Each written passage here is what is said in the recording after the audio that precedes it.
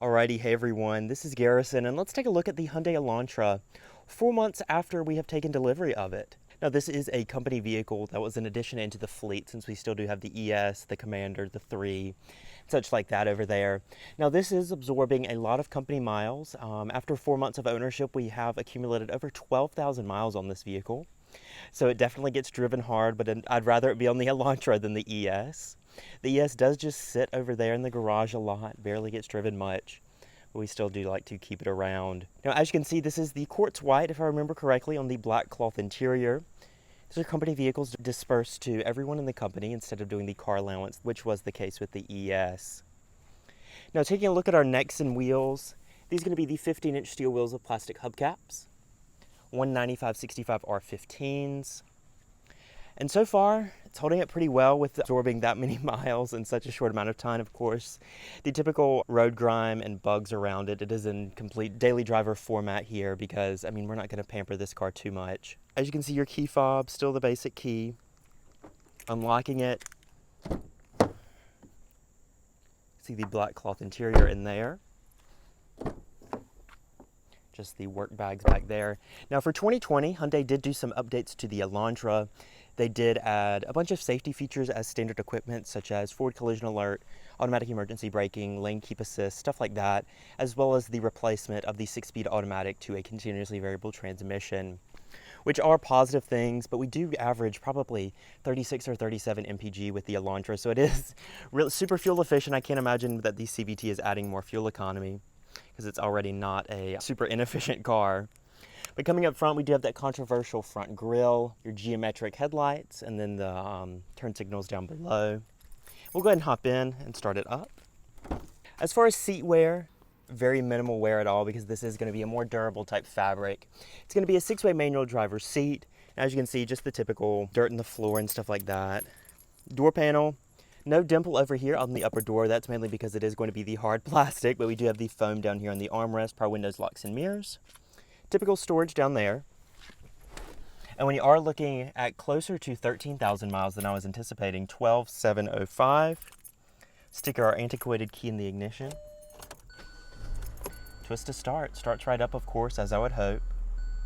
It's going to be that 3-spoke urethane wrapped wheel with your audio, Bluetooth, cruise, your trip right here. You also do get the nicer upgraded head unit, I do think, on the 2020 models. They've gotten rid of the smaller display. No steering wheel wear quite yet. I'm sure over the miles we will see this urethane disintegrate, but so far so good. No major complaints, just the power output at 147 horsepower. It's by no means the close to 300 that the ES has over there, so it's under heavy loads. This does definitely show the lack of power that it has, but with my dad driving mainly by himself and just with his work gear, it's more than adequate. You do have your rear view backup camera right there that is standard thanks to federal regulation.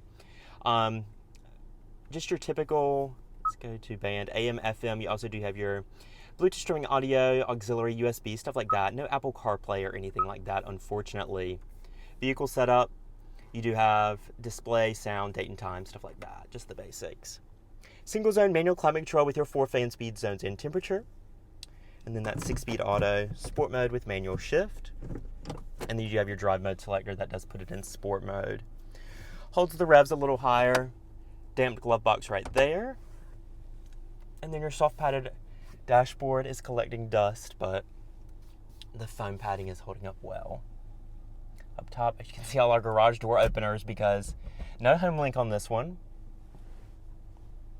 But the headliner, everything seems to be holding up super well. We'll go ahead and pop the hood and the trunk. Your hood, you do have that 2-liter dual overhead cam 16-valve 4-cylinder ticking away. Around 147 horsepower, going to that 6-speed automatic and the front wheels. By no means a extremely powerful engine, but it does get the job done and it's super fuel efficient, and that's what the company was going for. They didn't want a big old gas hog like in a Zera or a Genesis. I was surprised they didn't go with the Sonatas, to be honest, because I mean those sip gas just as much as the Elantras do.